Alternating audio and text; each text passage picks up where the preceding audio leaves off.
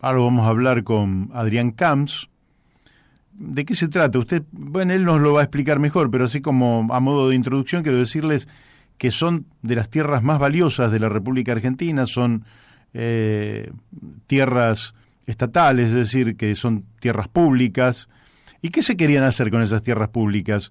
Que son de las más caras de la Argentina, que están cerquitas del aeroparque, que están frente al río, que están en la zona norte de la ciudad, que justamente deben ser de lo más caro de todas las tierras que hay en nuestro país. Busque por donde busque, deben ser las más caras.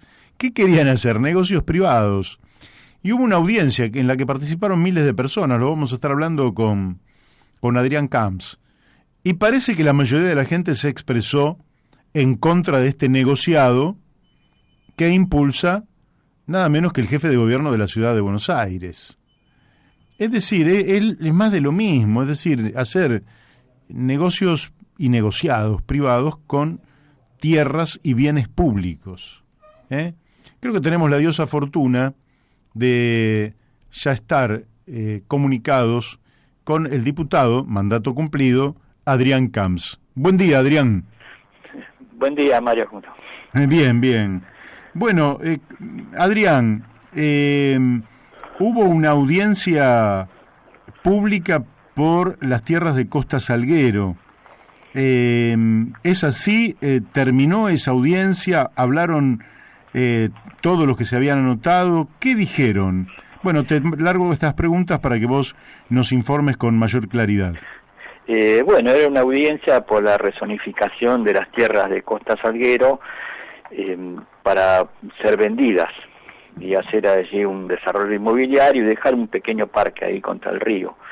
Bueno, esto requiere audiencia pública, de acuerdo con la Constitución de la ciudad, y después se vuelve a votar.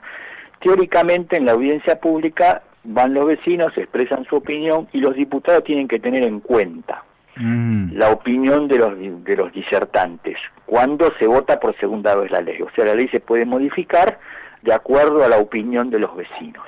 Claro. Ese es el criterio de la audiencia pública. Bueno, en este caso fue un hecho extraordinario porque hubo 7.000 inscriptos. 7.000. 7.000, sí. Sí, varios teatros llenos de gente reunidos para hablar. Impresionante. Fue tanta la cantidad de anotados que la audiencia duró más de un mes. Cuando normalmente una audiencia pública dura un día, 2 días, 3 días. Bueno, esto duró más de un mes.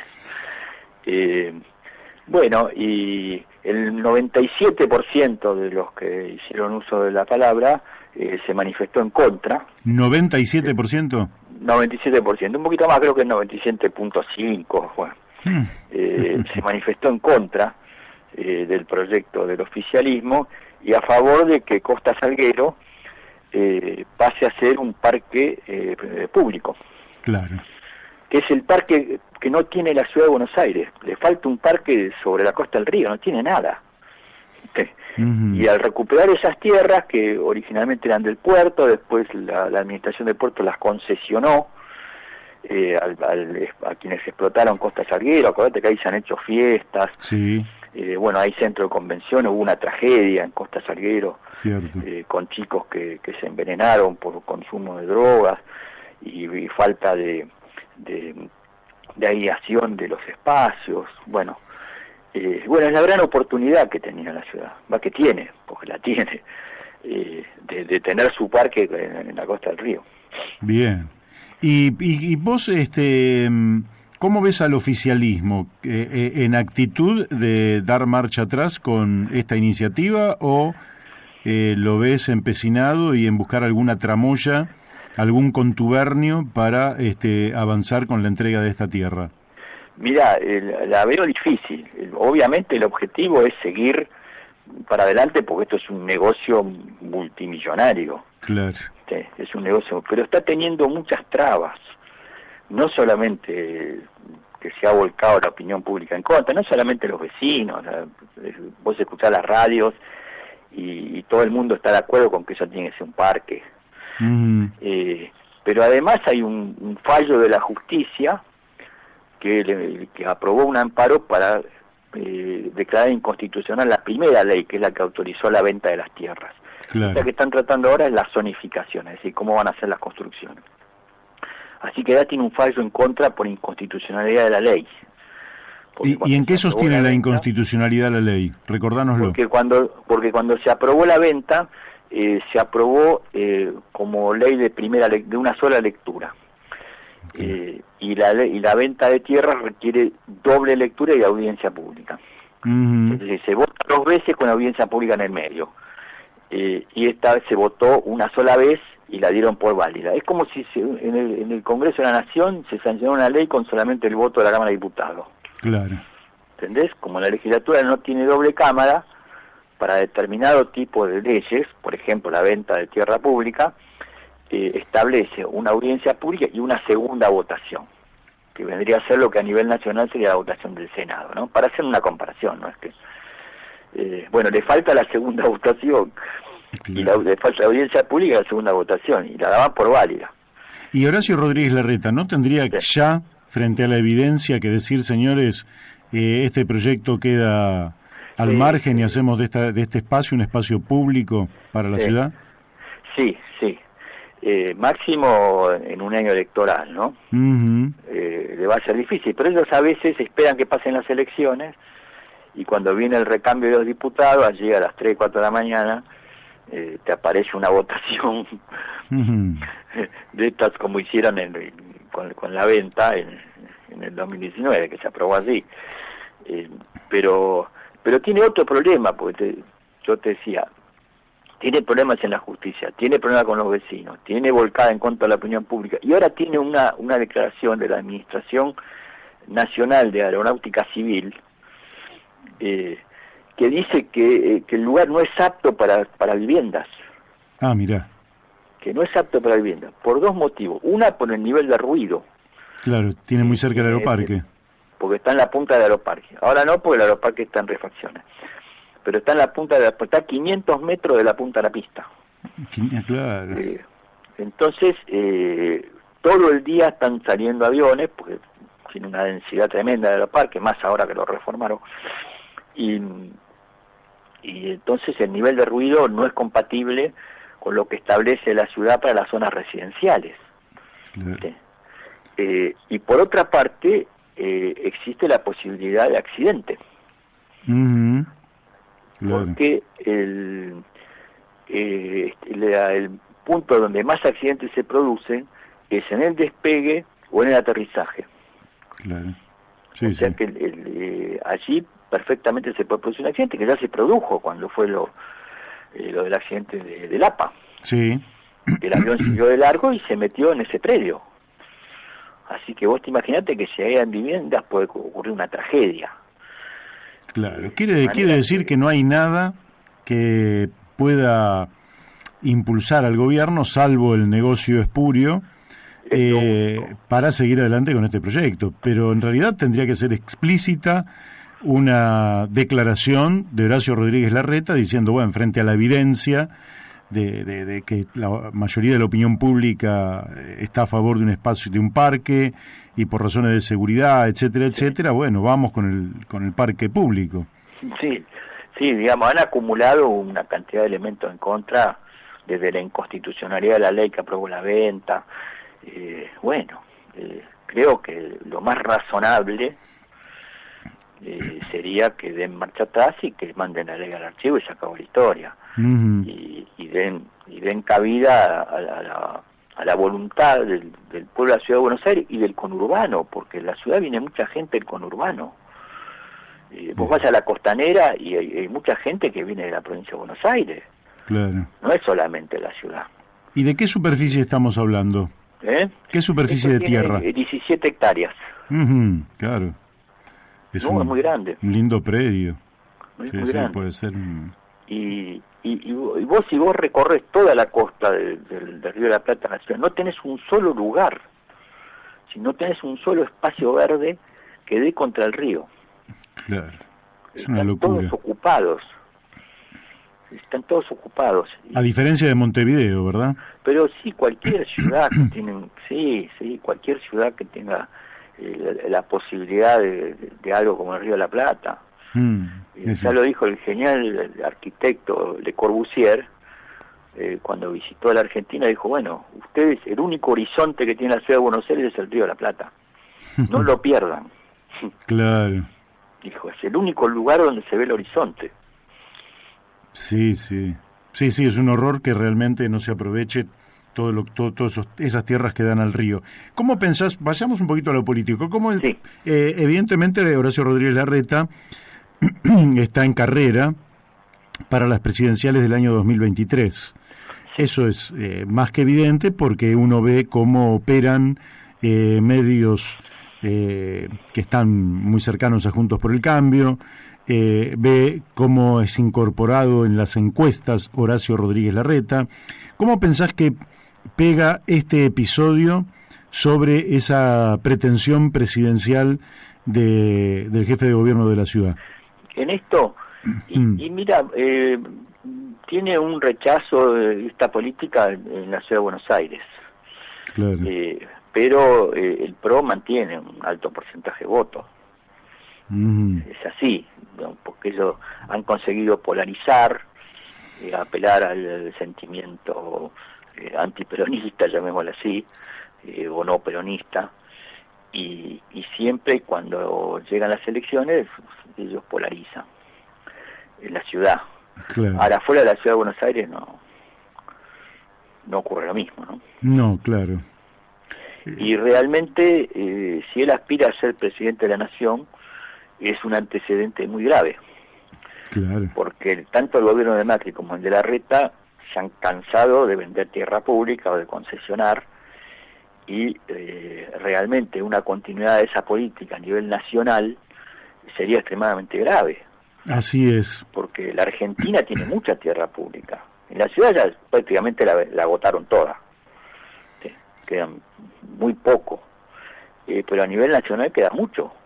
Sí, pensá vos desde el punto de vista político que el tema de la tierra, la propiedad de la tierra en manos de extranjeros, es un tema geopolítico que lógicamente solo en la Argentina se puede enajenar semejante cantidad de tierra. Sí. Ahora, dentro de esa tierra enajenada en manos de extranjeros, hay una que es muy particular, que es el lago Escondido y toda la tierra que rodea al lago, que fue virtualmente adquirida y apropiada, incluso con manifiesta ilegalidad, por el empresario Joe Lewis, ¿verdad?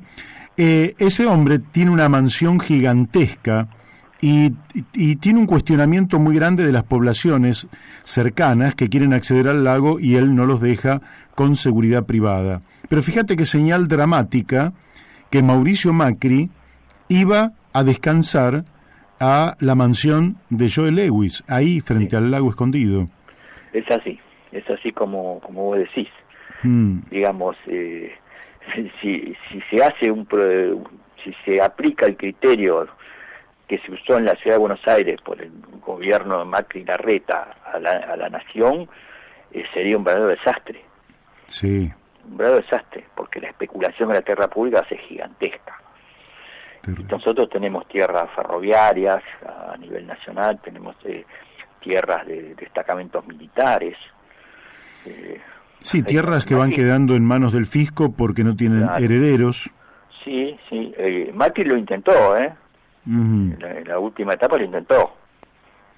No es que no quiso desactivar unidades militares para vender la tierra, sí. Sí, claro. Sería un episodio terrible que esta gente llegara de nuevo a la presidencia de la nación, por lo menos con esos planes. Y te cambio, sigo con lo político, pero te cambio el eje. ¿Cómo estás observando al gobierno de Alberto Fernández? Empecemos por el tema de la pandemia, donde efectivamente se tomaron en la Argentina medidas extremas, muy bien, no nos ha ido, se han hecho anuncios sobre número de vacunados que todavía no se han dado. En fin, ¿cómo estás observando en particular desde el oficialismo el tratamiento de la pandemia? Mira, es muy difícil de evaluar, ¿viste? Es muy difícil de evaluar porque es odioso hacer comparaciones con otros países. Ninguno se la lleva de arriba. En todos lados hay problemas.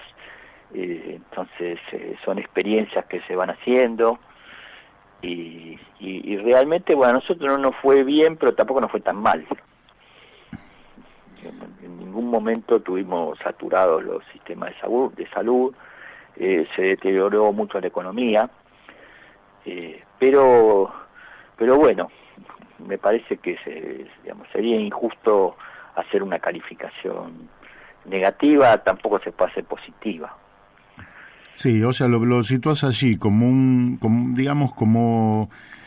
manejo intermedio, digamos, que no pudo lucir, pero tampoco lo catalogás como que fue un desastre, que no lo fue, de hecho, a pesar de que en números de muertos por millón de habitantes, evidentemente no luce bien nuestro país, ¿no?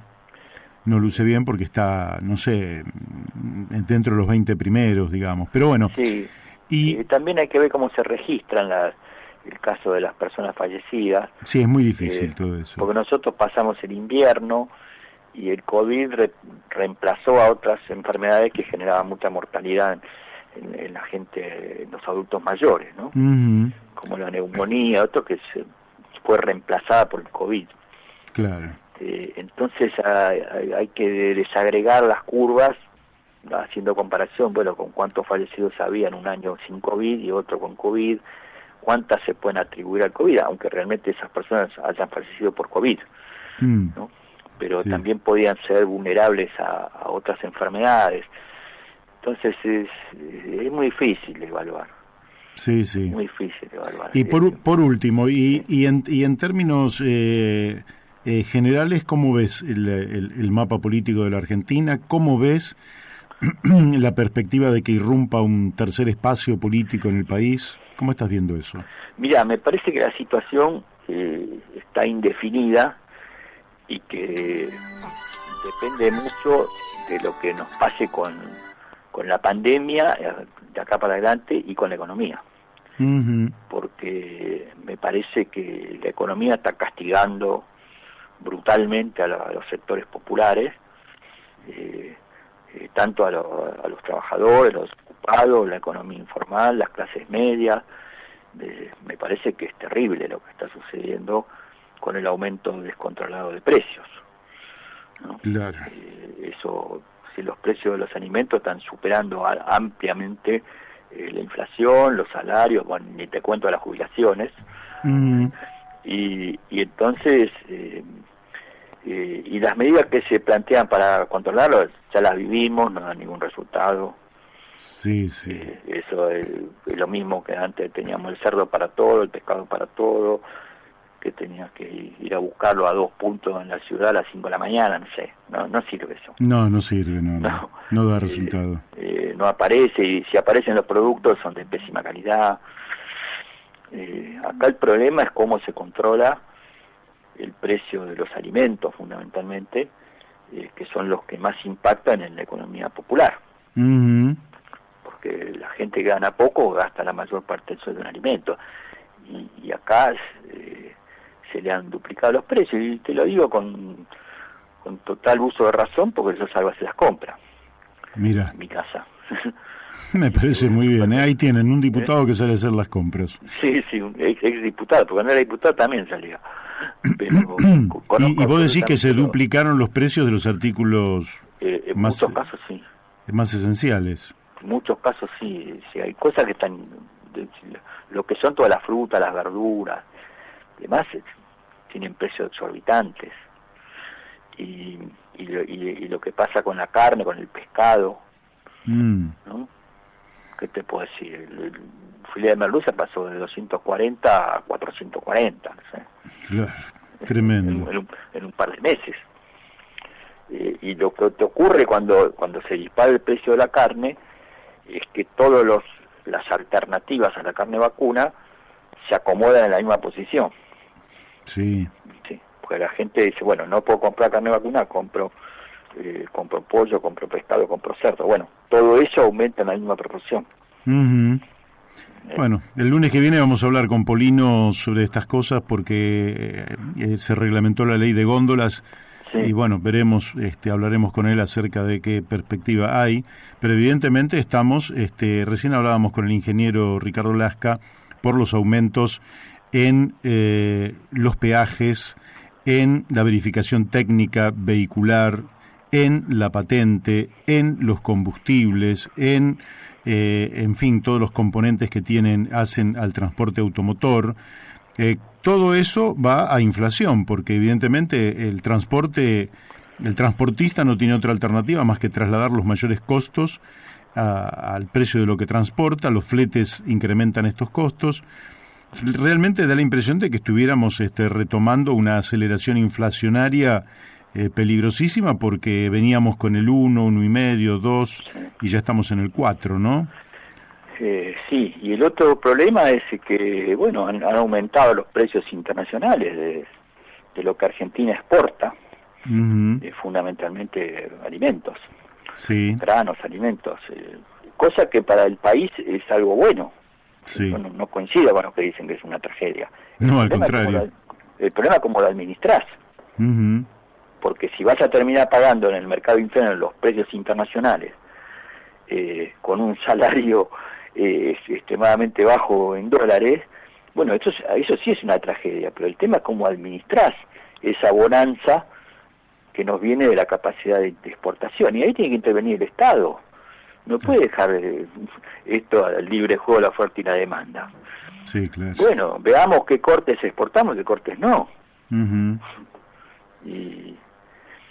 Y tengamos una política para mantener bajo los precios internos, que no es con este acuerdo que hicieron, no es con eso. ¿Por qué no ves que también en comercio, donde el peronismo tiene mucha experiencia, donde tuvo un hombre que además ahora se va a postular en las próximas elecciones, que es Guillermo Moreno, que era un actor central conocido por todo el mundo en su momento? Sí. ¿Por qué ves que no hay un buen manejo de esta materia, los precios cuidados, que sin observar con detenimiento los costos de producción, de comercialización, muchas veces no pueden dar resultado porque el producto deja de existir en la góndola? ¿Por qué ves que haya esta cierta ineptitud con algo en lo que el gobierno podría jactarse de gran experiencia? Mira, no lo sé, no lo sé, pero evidentemente, no sé, tal vez sea temor a enfrentarse con determinados sectores. Uh-huh. El gobierno ha tenido mucho de eso, de marcha para adelante, marcha para atrás. Sí, claro. ¿No? Si quiso tener una empresa testigo con Vicentín, para poder regular en parte el tema del comercio exterior de granos, y fue para atrás. Sí. Fue para atrás por presión de un gobernador propio. Uh-huh, Perotti. No es que es solamente la presión de los grupos económicos más concentrados, ¿no? Entonces, pero me parece que no está tomando medidas como para poder resolver el problema. Y eso políticamente en algún momento aparece. Claro. ¿No? Sí, sí. Si vos podés frenar el descontento, bueno, aumentar las asignaciones a los sectores más postergados, pero bueno, llega un momento que la gente no le alcanza el sueldo, no le alcanza para comer, ¿no? Y eso se va a manifestar. ¿Cómo? No sé. Claro. ¿Cómo? No sé, porque a veces aparece la antipolítica. Sí, claramente. Bueno, no, todavía tenemos, lógicamente, que nosotros sobre el futuro no podemos predecir qué es lo que va a ocurrir, porque el futuro te da sorpresas también. Pero es indudable que alguna experiencia hemos acumulado, y cuando la situación económico-social se deteriora tanto, evidentemente los oficialismos pagan un precio. Si lo sabrá el gobierno anterior, que había ganado no solo la elección del 2015, sino la de medio término, y en las primarias del 2019 sacó el 32% apenas, ¿no? Sí, y el otro tema es que bueno, hay que generar mecanismos de renovación de la política, cosa que se ¿A qué te referís con eso? Y que con la reforma política del 2019 se buscó generar un sistema bipartidista. Claro.